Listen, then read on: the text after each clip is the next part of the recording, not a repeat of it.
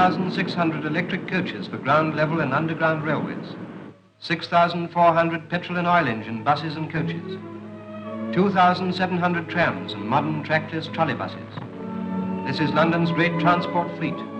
It is the largest transport fleet in the world, serving the largest population in the world, the 10 million citizens of London. 10 million people live within 25 miles of the centre of London. London's transport problem is to get these people to and from their work each day. The majority work in the centre of the city, in the docks of the Port of London, down the River Thames, in the warehouses and commercial houses that have grown up around the port, in the banks and financial houses that control the city's trade, in government and colonial offices. This is where they work, in the centre of the city. Their homes are in the suburbs, the residential outer ring of the city, stretching out 10 or 20 miles towards the fresh air of the country. It is here, in this outer or greater London, that the majority of the people live and sleep.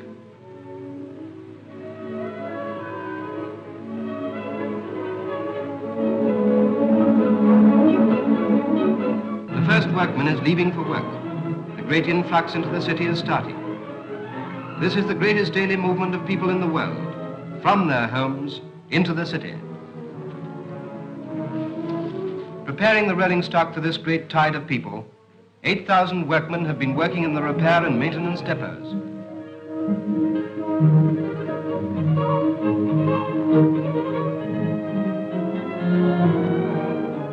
Metal brake blocks must be relined, power units overhauled, and coaches washed by power jets and mechanical scrubbers.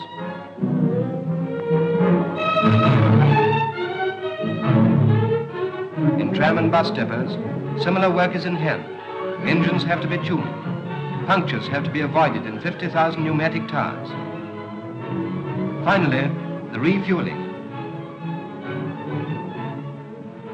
When these and 1,000 other jobs are done, everything is ready to carry Londoners to their work.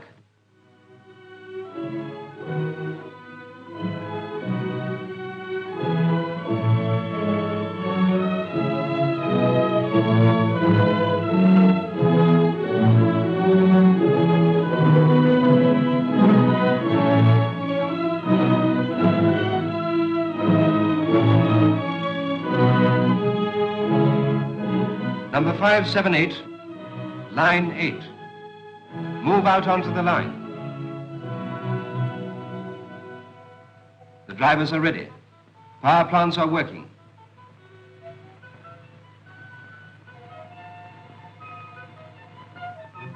"246 stations throw open their gates.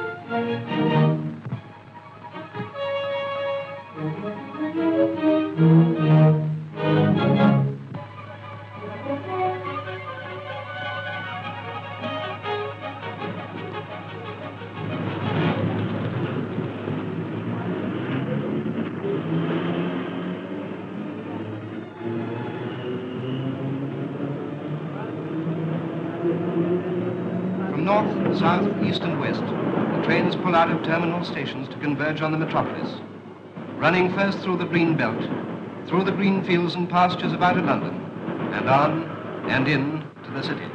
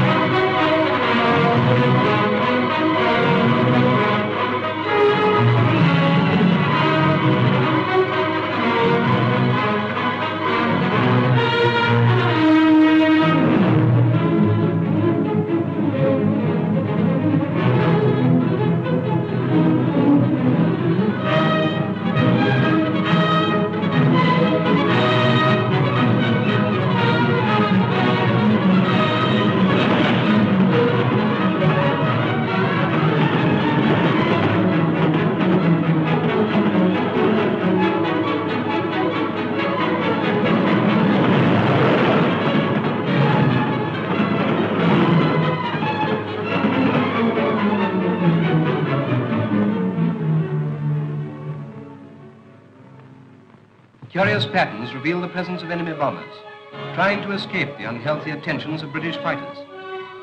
People take little notice now, and at main line and other stations, the crowds transfer to the buses for the short journey straight to their office doors.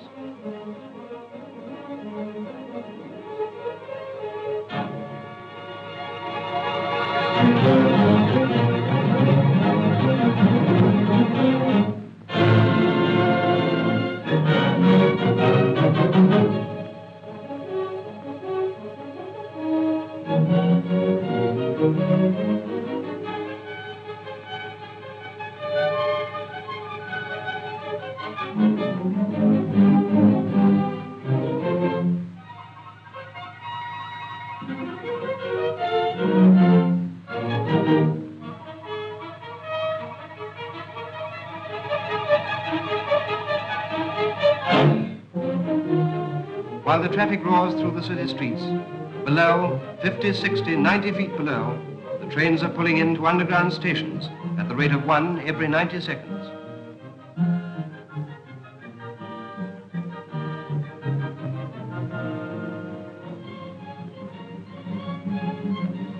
Come from their homes and out of London in 20 or 30 minutes, they pour out in their thousands and are carried up the escalators to the city above.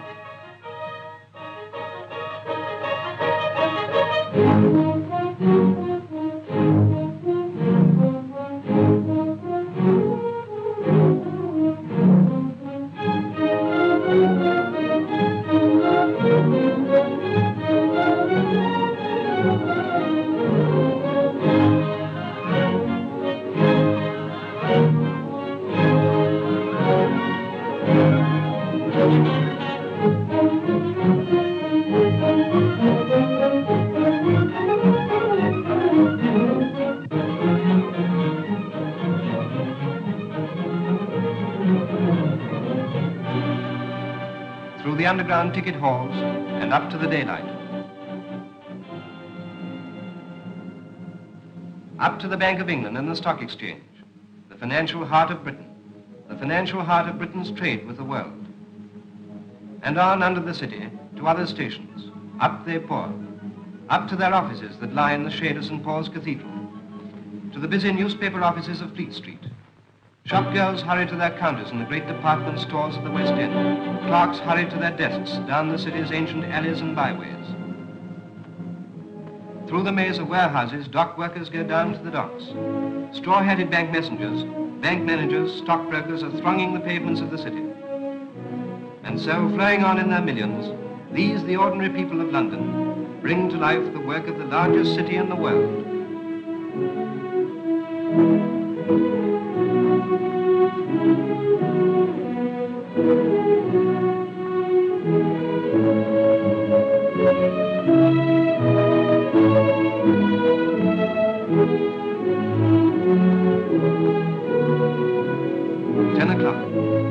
Since 5:30, nearly 5 million people have been carried into London. London is at work.